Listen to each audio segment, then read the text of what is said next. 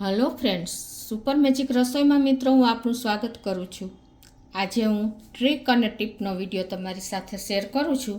તો ચોક્કસ દરેક બહેનોને ઉપયોગી થશે. ગમે તો લાઈક કરજો, શેર કરજો અને સબસ્ક્રાઈબ કરવાનું તો ભૂલતા જ નહીં. અને મિત્રો બાજુમાં રહેલ બેલ આઇકનને પણ પ્રેસ કરજો, જેથી કરીને લેટેસ્ટ વિડીયોની માહિતી તમને મળતી રહે.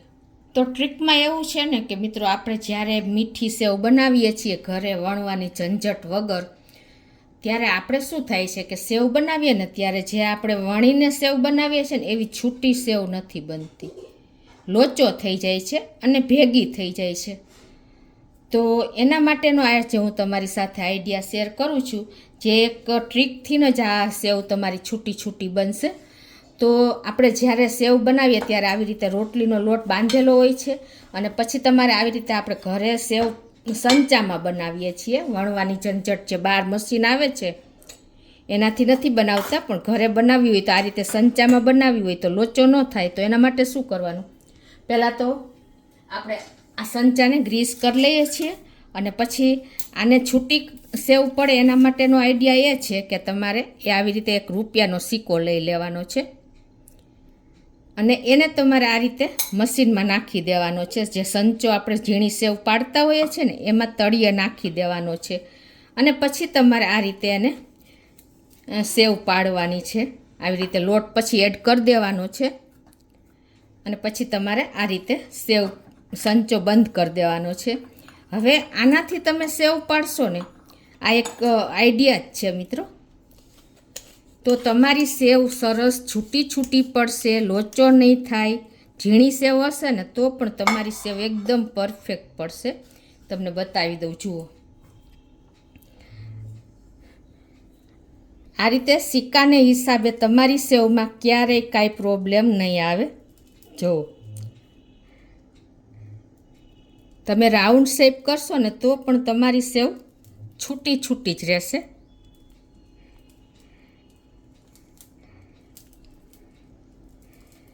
છે ને,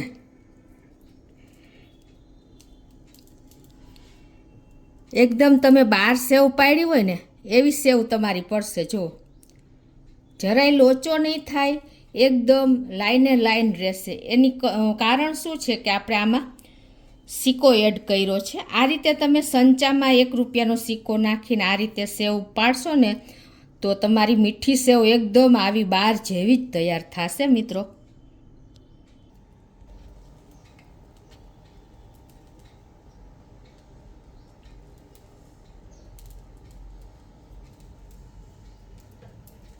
મિત્રો આ રીતે તમે સેવ સિક્કો નાખીને તમારે આઈડિયા અજમાવશો ને તો ક્યારેય તમારી સેવમાં લોચો નહીં થાય.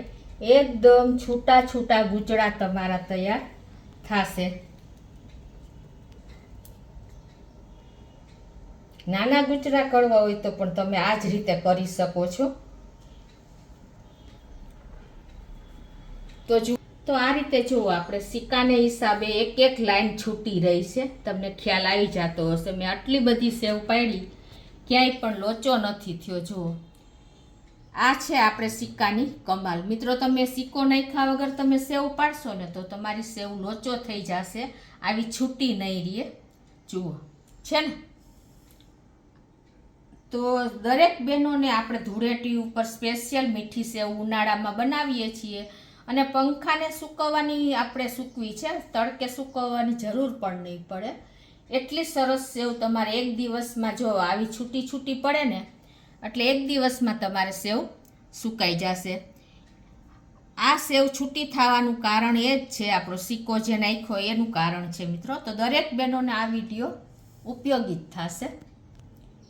અને મિત્રો આનો લોટ તમે જે સેવનો બાંધો ને એ તમે ઢીલો હશે ને તો જ તમે સેવ પાડી શકશો, અને ઢીલો લોટ હોય એટલે લોચો થવાનો જ છે. પણ આ સિક્કાને હિસાબે તમારે ક્યારેય પ્રોબ્લેમ જ નહીં આવે. અને આ રીતે તમારે કૂણવીને અને 5 મિનિટ રેસ્ટ આપી દેવાનો હોય છે. બધા રીઝન કારણ છે કે તમારી છૂટી સેવ બનવા પાછળના, કે તમે જે આપણે વણીને પાટલા ઉપર સેવ બનાવતા ને એવી જ સેવ આપણી સિક્કાને હિસાબે બને છે મિત્રો.